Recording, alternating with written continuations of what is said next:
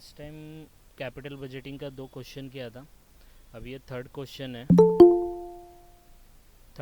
है तो इसमें भी देखेंगे। तो मैंने कुछ 6 टेक्निक के बारे में आपको बताया था, 6 टेक्निक के बारे में कैपिटल बजटिंग का। तो सबसे पहले हम लोग देख लेंगे इसका मीनिंग क्या है, कैपिटल बजटिंग होता क्या है। तो capital budgeting is nothing but it is a process. क्या होता है?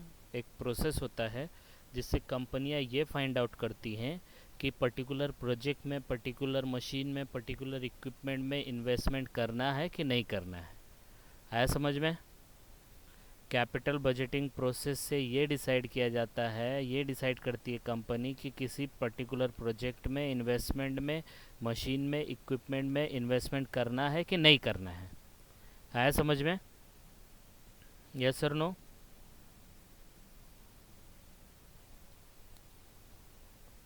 ठीक है, तो इसका कुछ टेक्निक्स है, कुछ 6 टेक्निक है। बाकी लोग भी रिप्लाई करो प्लीज़। है कि गए?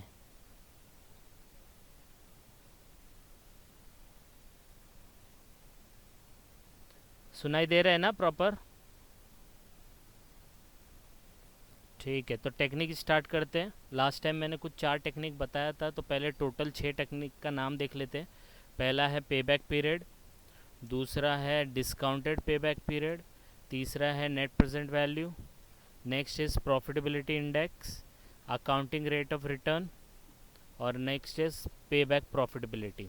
तो आज जो हम लोग देखेंगे वो देखेंगे हम लोग ये दोनों, पेबैक प्रॉफिटेबिलिटी और अकाउंटिंग रेट ऑफ रिटर्न कैसे निकालते हैं।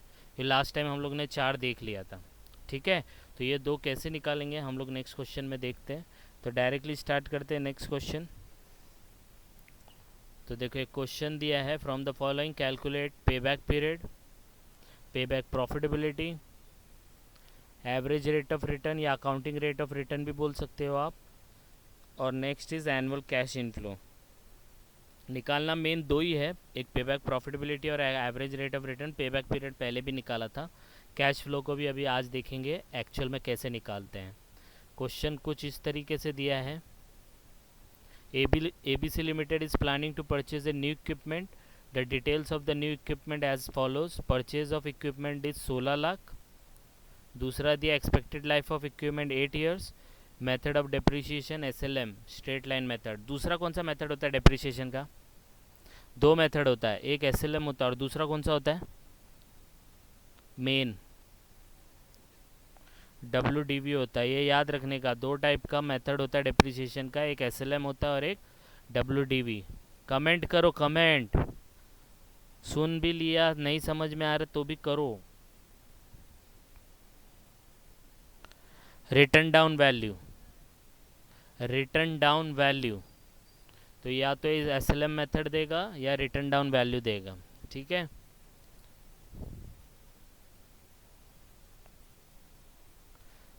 तो देखो और फिर दिया है net profit before depreciation and tax 5 lakh, income tax rate दिया 30%। अब अपने को क्वेश्चन सॉल्व करना है। ठीक है, अब इसमें क्या 4 चीज़ निकालना है, payback period, payback profitability, average rate of return और एनुअल कैश इनफ्लो। ये डेटा दिया अपने वहाँ, 5 पॉइंट दिए हैं।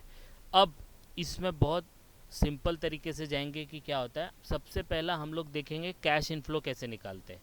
तो सोल्यूशन स्टार्ट करते हैं हम लोग, क्योंकि कैश इनफ्लो निकलेगा तभी पेबैक प्रॉफिटेबिलिटी निकलेगा, सॉरी पेबैक पीरियड निकलेगा, और तभी आपका पेबैक प्रॉफिटेबिलिटी आएगा, और तभी आपका एवरेज रेट ऑफ रिटर्न आएगा।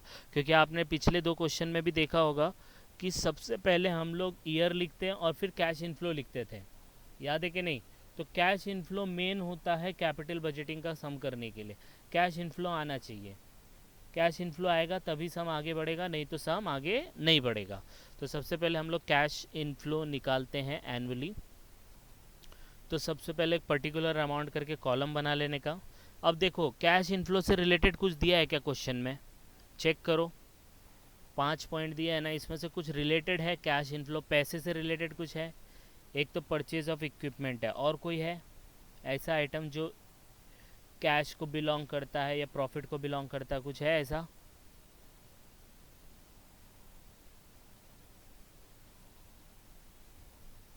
यस,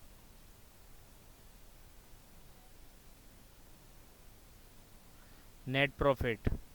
बाकी लोग क्या सो रहे क्या, कि ऑन करके रख दिया है बस?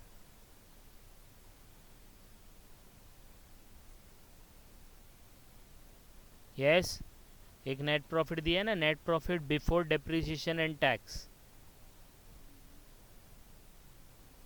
अरे तो रिप्लाई करेंगे तभी तो मैं एकदम सिंपल वे में जा रहा हूँ ना, आप लोग ध्यान से देखो तो सही, एकदम से थोड़ी समझेगा, थोड़ा ध्यान तो दो। मैंने बोला है क्वेश्चन दिया, उसमें 4 चीज़ निकालना है, फिर मैंने आपको सिंपल तरीके से बोल दिया कैपिटल बजटिंग का क्वेश्चन जो स्टार्ट होता है, the starting point, capital budgeting start ही नहीं होगा जब तक कैश इनफ्लो नहीं निकलेगा। तो कैश इनफ्लो बता रहा हूँ, जब कैश इनफ्लो समझेगा तभी तो आगे का समझेगा ना। अभी तो मैंने कुछ सोल्यूशन स्टार्ट भी नहीं किया और आप बोल रहे समझ में ही नहीं आ रहा, अभी तो क्वेश्चन ही पढ़ रहा था मैं। हाँ, तो कैश इनफ्लो निकालना है। अभी ये कंपनी है एबीसी लिमिटेड, उसको एक इक्विपमेंट खरीदना है 16 लाख का, तो वो आपसे पूछ रही है, आप लोग इतने पढ़े लिखे हैं, आप लोग से पूछ रही है कि ये इक्विपमेंट परचेस करना चाहिए कि नहीं करना चाहिए। तो आपको उसको बताने का है कि न्यू इक्विपमेंट मैं परचेस करूं कि नहीं करूं। तो कौन सी टेक्निक यूज़ करके बताना है? तो पहला पेबैक पीरियड का टेक्निक यूज़ करना है, फिर पेबैक प्रॉफिटेबिलिटी का, फिर एवरेज रेट ऑफ रिटर्न और एनुअल कैश इनफ्लो भी निकालना है। तो हम लोग स्टार्टिंग कैश इनफ्लो से ही करते हैं, चाहे कैसा भी क्वेश्चन है। समझ में आया? तो ABC limited new equipment purchase कर रहा है, तो आपको उसको गाइड करना है कि मैं ये खरीदूं कि नहीं खरीदूं। वो पूछ रहा है कंपनी वाला, तो आपको पैसा थोड़ी ऐसा दे देगा सामने वाला, सैलरी वैलरी, तो आपसे पूछ रहा है तो आप उसको बताओ। तो बोला ठीक है सर मैं बताता हूँ। सबसे पहले हम लोग क्या निकालेंगे? कैश इनफ्लो, कितना पैसा आएगा।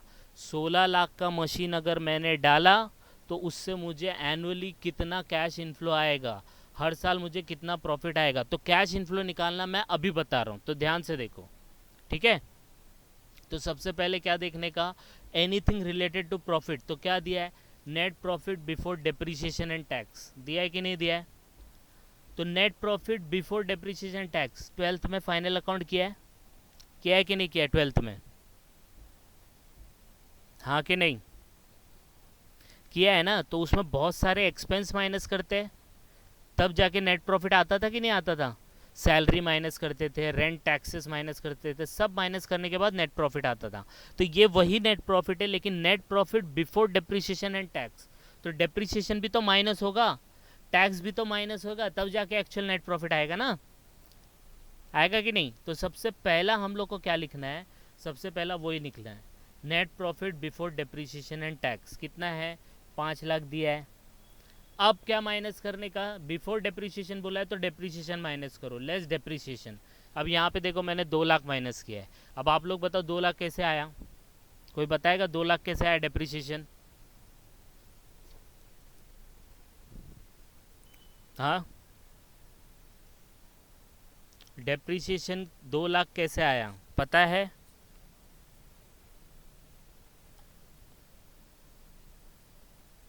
यस और नो? यस बोलेंगे तो आप बताएंगे, नो बोलेंगे तो मैं बताऊंगा।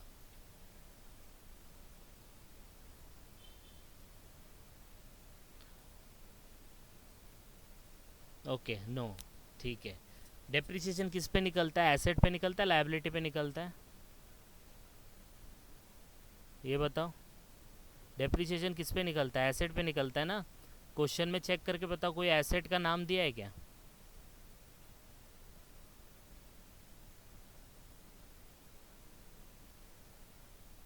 कोई है ऐसा एसेट का नाम? नो। और वो क्या दिया है? Purchase cost of equipment. Equipment क्या होता है? यस, इक्विपमेंट दिया है ना 16 लाख का। इक्विपमेंट क्या है? आपका एसेट ही है ना। तो इक्विपमेंट के ऊपर डेप्रिसिएशन निकलेगा, तो कैसे निकलेगा?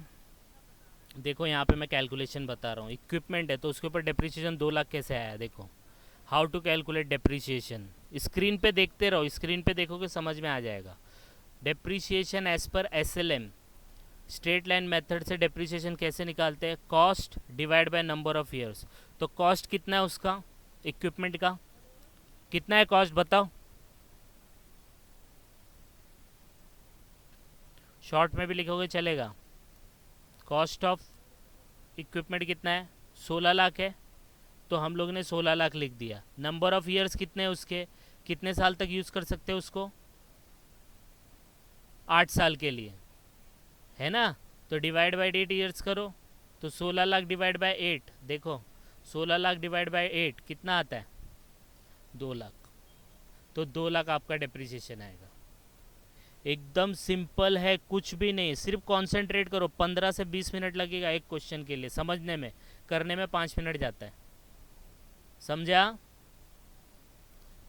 तो ये 2 लाख रुपया डेप्रिसिएशन आया, ठीक है। अब डेप्रिसिएशन माइनस करेंगे तो क्या हो जाएगा, नेट प्रॉफिट बिफोर टैक्स हो जाएगा, क्योंकि टैक्स तो माइनस हो गया ना। तो net profit after depreciation but before tax कितना हो गया, 3 लाख हो गया। इतना समझा सबको।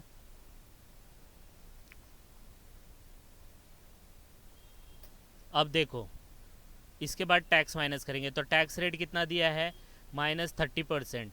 तो यहाँ पे ऑलरेडी क्वेश्चन में दिया 30%, तो 3 लाख का 30% निकाल के देख लो। तो 3 लाख इंटू 30% तो 90,000 आएगा, क्योंकि जितना भी नेट प्रॉफिट आता है उसके ऊपर टैक्स निकलता है 30%। तो 90,000 हम लोग माइनस करेंगे, कितना आएगा, 2,10,000। This is your net profit after tax. यही तो हम लोग 11th-12th में करते आ रहे हैं ना, जितने भी एक्सपेंसेस सब माइनस कर दो, जो भी आएगा that is your net profit. आ गया। अब इसके बाद देखो क्या मजाक होएगा, क्या किया, at depreciation 2 lakh is equal to cash inflow per year. This is the most important, ये नहीं किया था आपने, तो welcome to SY, welcome to TY। ये पहली बार ये पार्ट हो रहा है आपके सामने, समझ में आया। डेप्रिसिएशन पहले माइनस किया, उसके बाद फिर ऐड किया in order to find out cash inflow. नाम में देखो कैश इनफ्लो, कितना पैसा कंपनी में आ रहा है, कैश, हाँ हार्ड कैश, बातों से नहीं लेने का, कितना हार्ड कैश आ रहा है। तो डेप्रिसिएशन जो होता है ना, ध्यान से सुनना, अभी डेप्रिसिएशन जो होता है वो नॉन कैश एक्सपेंस होता है। डेप्रिसिएशन कोई खर्चा नहीं होता है, एसेट के ऊपर ऐसा बुक एंट्री पास करते हैं आप, किसी को देते नहीं हो। जैसे कोई है ना, अभी सैलरी है तो सैलरी एम्प्लॉय को देना पड़ता है ना, वैसा डेप्रिसिएशन किसी को देना नहीं पड़ता है। डेप्रिसिएशन एसेट पे ऑलरेडी माइनस हो जाता है, वो सिर्फ बुक एंट्री के हिसाब से होता है। वो क्यों माइनस होता है, in order to find out the actual net profit, कि बिजनेस का एक्चुअल नेट प्रॉफिट कितना है, इसलिए हम लोग डेप्रिसिएशन माइनस करते हैं। तभी पता चलेगा कि गवर्नमेंट को टैक्स भरना कितना है। नहीं समझा तुम लोग को, देखो मैं बताता हूँ। अभी समझो आपका प्रॉफिट आ रहा है, आप लोग कमा रहे हो, समझो, ध्यान से सुनना, अभी समझ जाएगा। आप प्रॉफिट कमा रहे हो, 100 रुपये आपको प्रॉफिट आया, कितना आया, कमेंट करो जल्दी, कितना प्रॉफिट कमाया आपने, 100, रिप्लाई फटाफट करना, 100 रुपीज़ आपका प्रॉफिट आया। गवर्नमेंट को टैक्स देना 30%, निकालो 100 का 30% कितना आएगा, 30 आएगा, है ना। अरे 30 आएगा ना, 30% देना है, बराबर है। आप 30% दे दोगे, बराबर। फिर बाद में याद आएगा, अरे रे रे रे, हम लोग ने तो एक खर्चा माइनस ही नहीं किया। कौन सा खर्चा, डेप्रिसिएशन का। डेप्रिसिएशन कितना था, 50 रुपये डेप्रिसिएशन था। तो अरे सिर पकड़ के बैठ गए, बोले यार 50 रुपये तो माइनस ही नहीं किया। चलो ठीक है, गवर्नमेंट बोलती है बाद में वापस आप लोग रिवाइज कर सकते हो। तो समझो आपने 100 रुपीज़ कमाया, उसमें से 50 रुपये आप डेप्रिसिएशन माइनस कर रहे हो। अब कितना हो गया प्रॉफिट, अब प्रॉफिट कितना हो गया,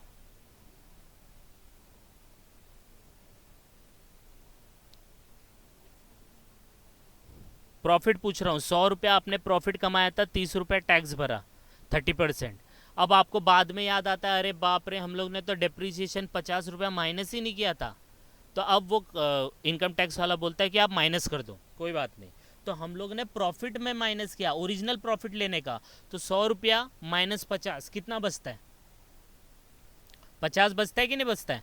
50 के ऊपर 30% निकालो, अब कितना आता है, 50 के ऊपर 30% निकालो,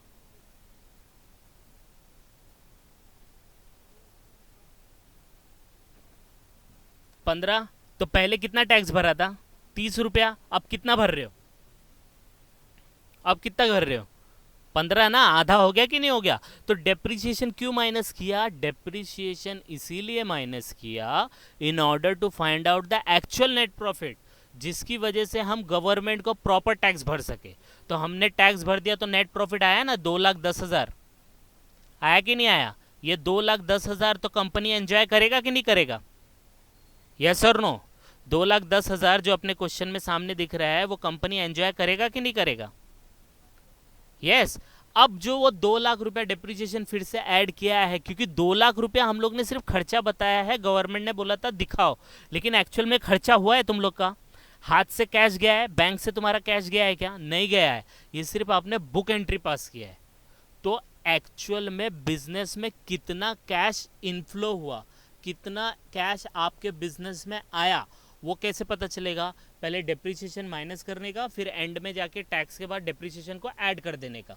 इसीलिए देखो ये जो लास्ट वाला अमाउंट दिख रहा है ना आपको 4,10,000, ये कोई प्रॉफिट नहीं है, ये कैश इनफ्लो है, मतलब it is a part of profit only. लेकिन कितना आपके बिजनेस में कैश का इनफ्लो हुआ, कितना कैश आया, तो 4,10,000 का कैश आया, तो इसको बोलते हैं कैश इनफ्लो। तो ये नया चीज़ आपको आज सीखने को मिल रहा है कि डेप्रिसिएशन पहले माइनस होता है in order to find out the net profit, actual net profit, जिसके ऊपर गवर्नमेंट को टैक्स भरा जाता है। फिर जो भी प्रॉफिट बचता है वो बिजनेस को यूज़ करने मिल जाता है, लेकिन उसके अंदर हम लोग डेप्रिसिएशन को ऐड करते हैं in order to find out cash inflow. तो यहाँ पे कॉन्सेप्ट निकल के आता है कि जब भी आप डेप्रिसिएशन ऐड करोगे माइनस करने के बाद, तो समझ जाना वो कैश इनफ्लो होगा। समझा थोड़ा थोड़ा? यस और नो? ठीक है, तो ये आपका कैश इनफ्लो आया। ये हर साल आपको कितना मिलेगा? 4,10,000, 4,10,000, 4,10,000, 4,10,000। कितने साल तक मिलेगा? ये कितने साल तक मिलेगा आपको? क्वेश्चन में दिया है कितने साल तक मिलेगा? 8 साल तक। आ रहा है समझ में अभी थोड़ा थोड़ा? क्योंकि 16 लाख का जब इक्विपमेंट डालेंगे तभी तो 5 लाख का net profit before tax and depreciation आएगा, तभी तो कैश इनफ्लो 4,10,000 आया पर ईयर का। तो ये 8 साल तक चलेगा। ठीक है, अब हम लोग निकालते एक एक करके। तो कैश इनफ्लो आपका चौथा पॉइंट है ना, वो हो चुका है। अब एक एक करके हम लोग निकालते हैं। तो पहला निकालते हैं पे बैक पीरियड। पे बैक पीरियड का मतलब होता है कितने साल में 16 लाख कवर करेगा आपका कैश इनफ्लो। जो कैश इनफ्लो पर ईयर आ रहा है ना, तो कितने साल तक आएगा कि मेरा 16 लाख कवर हो जाएगा। तो जब याद रखना, पिछले वीडियो में मैंने वैसा टेबल जैसा बनाया था, इसमें नहीं बनेगा। क्यों? इसमें भी बना सकते हो आप, लेकिन याद रखना जब कैश इनफ्लो है ना कांस्टेंट होता है, जब एक ही कैश इनफ्लो हर साल आता है, तो फॉर्मूला हम लोग कैसे यूज़ करेंगे? देखो यहाँ पे pay back period is equal to cost of investment divided cash inflow per year. तो कॉस्ट ऑफ इन्वेस्टमेंट कितना है? कितने का इन्वेस्टमेंट कर रहे हैं हम लोग? कितने का कर रहे हैं इन्वेस्टमेंट?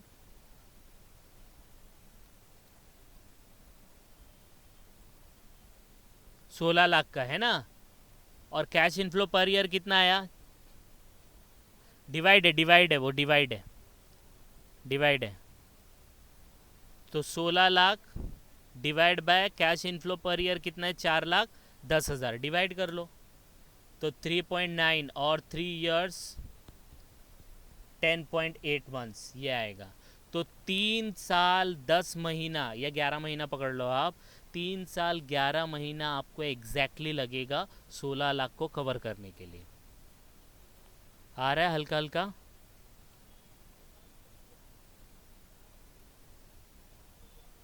यस और नो? हाँ, अब देखो दूसरा, देखो कितना इजी तरीके से निकलेगा। नेक्स्ट क्या है?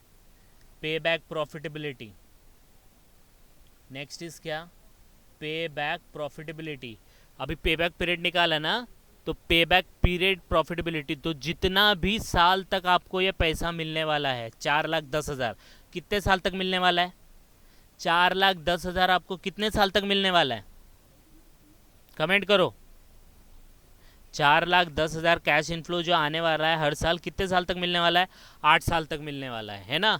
तो 8 साल तक टोटल कितना मिलेगा आपको? देखो 8 साल तक कितना मिलेगा, तो 4,10,000 into 8, that is your total profit, minus 16 lakh जो भी इन्वेस्टमेंट आपने किया माइनस कर दो, that would be your pay back profitability.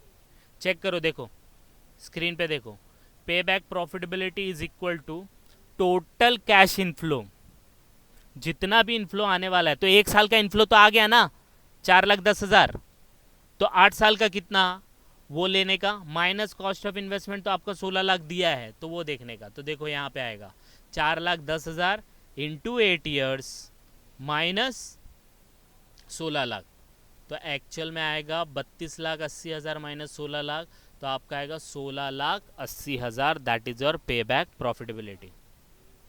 Difficult लग रहा है?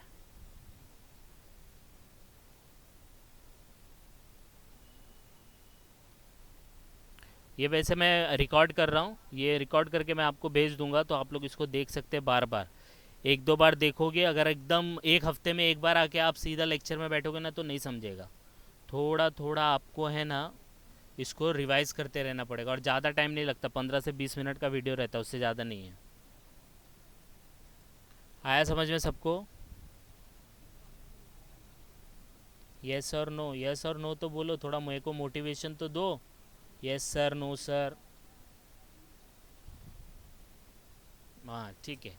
अभी एक लास्ट वन बचा है, एवरेज रेट ऑफ रिटर्न।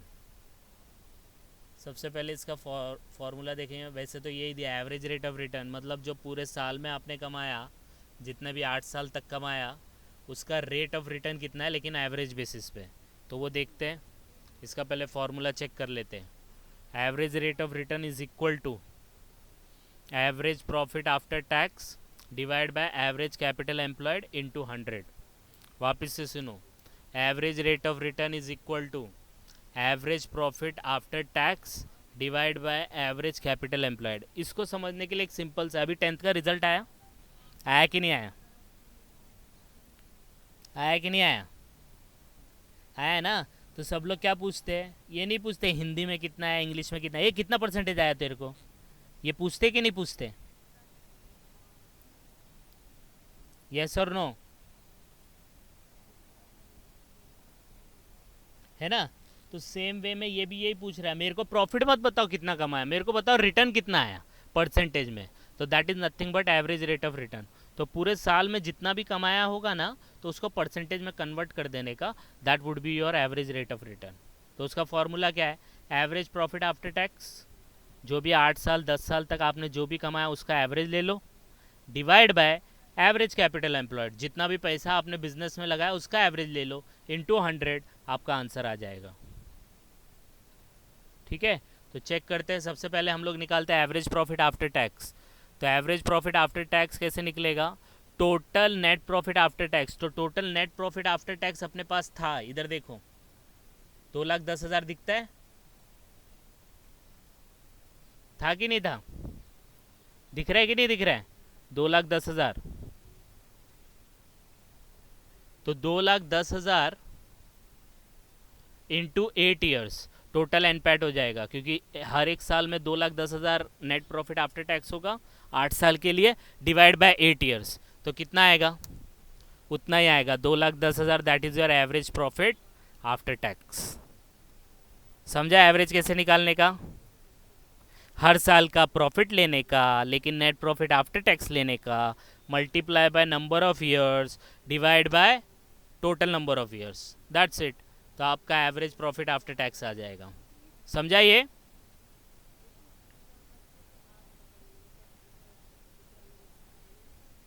ठीक है, चलो अब देखते हैं एवरेज कैपिटल एम्प्लॉयड कैसे निकालते हैं। तो average capital employed is nothing but total capital divide by 2। तो टोटल कैपिटल कितना, तो ये क्वेश्चन के हिसाब से तो कैपिटल तो सिर्फ अभी 16 लाख का ही लग रहा है, बराबर है, और तो कोई डिटेल दिया नहीं है। तो टोटल कैपिटल अपने बिजनेस में कितना लेगा, 16 लाख, डिवाइड बाय 2 कितना होता है, 8 लाख।